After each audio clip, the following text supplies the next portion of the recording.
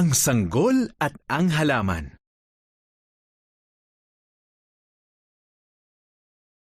Ang Ehipto ay napuno ng mga Israelita. Ang bagong faraon ay natakot na maging masyadong makapangyarihan ang mga Israelita. Kaya ginawa niyang alipin ang mga ito at itinuring sila ng hindi maganda.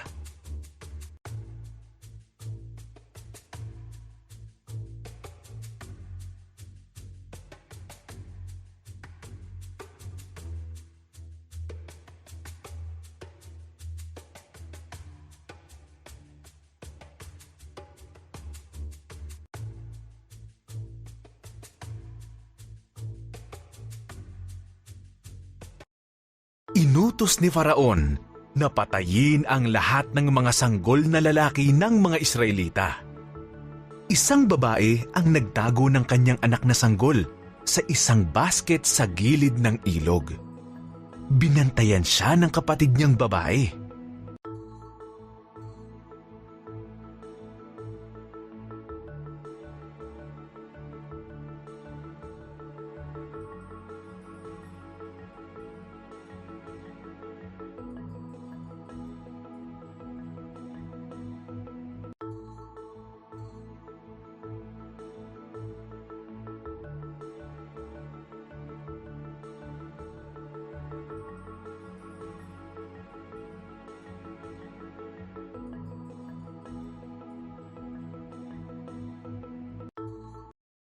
Naliligo sa ilog ang anak na babae ni Faraon. Nakita niya ang bata at sinabi niyang gusto niyang alagaan ito. Inalok ng nagbabantay na kapatid ang tulong ng kanilang ina para mag-alaga sa bata. Pinangalanan ang sanggol na Moises.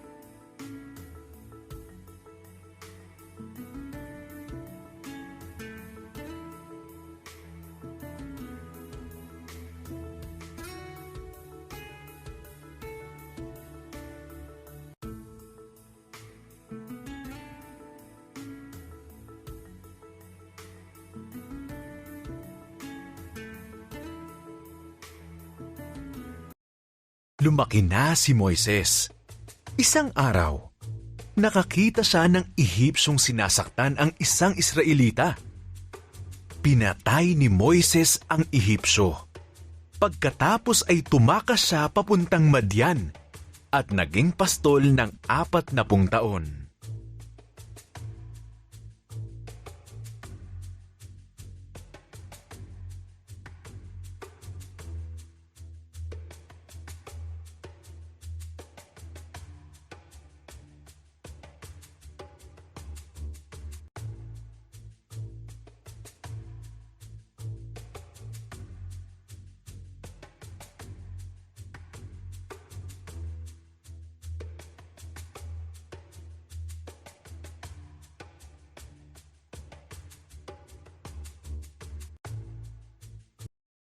Nagbabantay si Moises ng kanyang mga tupa sa bundok ng Horeb. Mula sa umaapoy na halaman, nagsalita ang Diyos. Nagdurusa ang mga tao ko, Moises. Ikaw ang pinili ko upang palayain sila.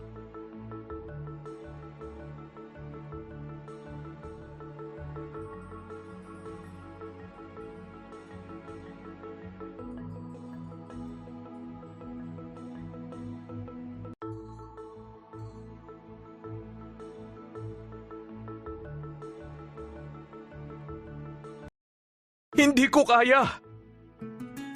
Iyak ni Moises. Tutulungan kita. Pangako ng Diyos. Ihagis mo ang iyong tungkod. Ginawa ni Moises. Ito ay naging ahas. Nang pulutin niya, naging tungkod ulit ito.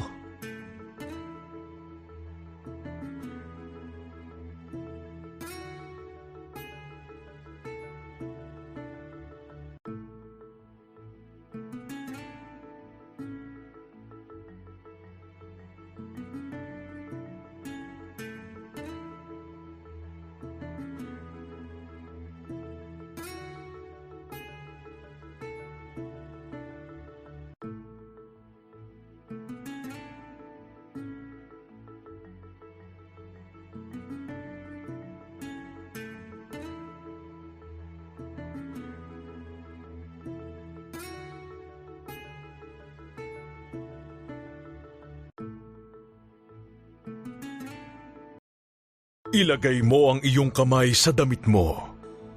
Sabi ng Diyos. Ginawa ni Moises.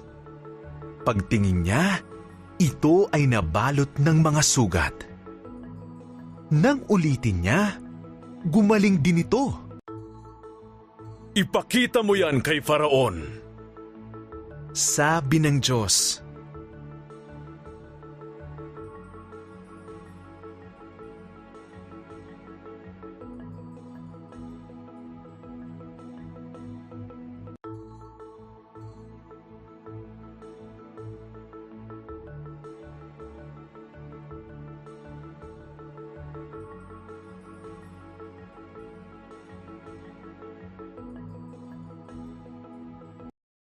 Hindi ako magaling na tagapagsalita.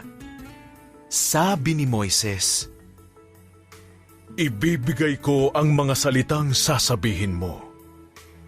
Sagot ng Diyos. Maaaring tumulong ang kapatid mong si Aaron. Kaya nagpunta si Moises kay Faraon para sabihing palayain na ang mga Israelita.